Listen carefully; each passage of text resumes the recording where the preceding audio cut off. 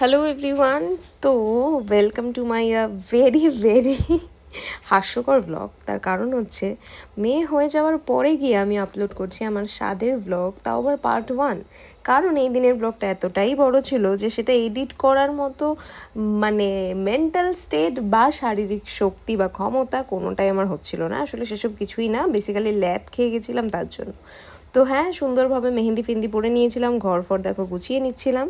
তো যারা আমার পর ডেলিভারি রিলেটেড যত ভ্লগ রয়েছে তারা সেগুলোকে দেখছো, অ্যাপ্রিসিয়েট করছো, অনেক কমেন্ট করছো, ভালোবাসা দিচ্ছ, তাদেরকে থ্যাংক ইউ সো মাচ।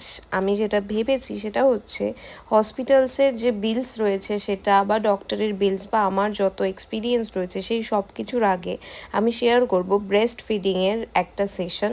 কারণ আমার মনে হয়েছে যে এই বিষয়টা খুব সেন্সিটিভ, অ্যাজ ওয়েল অ্যাজ খুব কম মানুষ কথা বলেছে বা বলতে পারো যে নিজস্ব এক্সপিরিয়েন্সগুলো অন্যান্য অনেকের এক্সপিরিয়েন্সের থেকে আলাদা। তাই আমার মনে হয়েছে যে তোমাদেরকে বোধহয় নতুন কোনো ইনফরমেশান আমি শেয়ার করতে পারবো। তার সাথে সাথে এটাও ঠিক যে প্রচুর মম টু বি রয়েছে যাদের আমি দেখলাম যে আপকামিং বেবি হবে, যারা জানতে চাইছো অনেক কিছু, কিন্তু আমার মনে হয় কোথাও গিয়ে সেই সব কিছুর থেকে বেশি ইম্পর্ট্যান্ট বোধহয় এখন আমাদের জেনারেশনে এই ব্রেস্ট ফিডিংয়ের জার্নিটা হয়ে উঠেছে। কারণ আমি নিজেও যখন ডেলিভারির আগে তখন বেশ চিন্তা করতাম যে কি হবে, কিভাবে হবে, সবটা ঠিকঠাক হবে কিনা।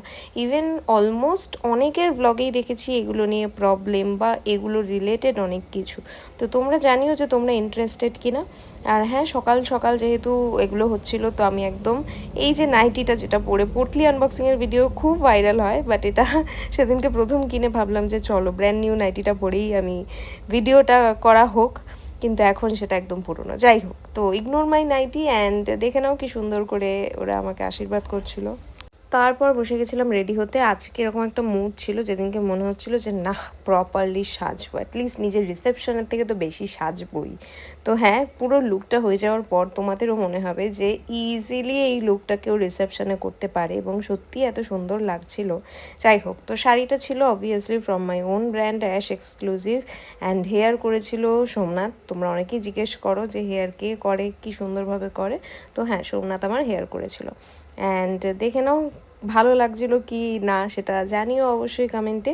অ্যান্ড অনেকেই গয়নার ডিটেলসগুলো জানতে চেয়েছিলে স্বাদের ভিডিওতেও, সবকটাই ছিল গোল্ডের জুয়েলারি যেগুলো পরেছিলাম। তো গয়নার ডিটেলস আলাদা করে বলছি না, কারণ এক একটা দোকানের ছিল। তো এই মেকআপটা যাতে সারাদিন থাকে তার জন্য এখানে ইউজ করে নিলাম শার্লেট টিলবারির এয়ার ব্রাশ ফিল্টার, যে মেকআপ সেটিং স্প্রেটা রয়েছে সেটা। কটা বাজে? হ্যাঁ, কটা বাজে? দারুন দারুন। কোনো কথা হবে না। ঘোষ, কটা বাজে? হ্যাঁ, কটা বাজে? করবে শুটিং। কিসের শুটিং হবে? सौरभ कहाँ है? तो तुम गुस्सा हो सौरभ से? হ্যাঁ, কিসের মানে ও মানে বলেছে আমার কি কোনো কন্ট্রিবিউশন নেই এটাতে, আমাকে সাথ দেবেন না? ও হ্যাঁ, সেই কথাই লজ্জা হলো। প্রলয় আবার এই কথাটা বলেছে, আমার কি কোনো কন্ট্রিবিউশন নেই। ঠিকই তো, ওরা তো সাথ খাওয়া চুপ করে ছিলাম। সেকেন্ড আর বলছে না না, কন্ট্রিবিউশন অবশ্যই আছে। তুই কি বলেছিস বল? রাজ্য শুদ্ধ লোককে দামা বাজিয়ে বিয়ে খাওয়ালো, ঠিক আছে, আবার এইসব। তারপর আমি ছাদে গিয়ে কিছু কিছু ফটো তুলে নিলাম। আর কি কি মেনু ছিল সত্যি কথাই বলছি আমি টোটালি ভুলে গেছি। দারুণ বেরিয়েছে।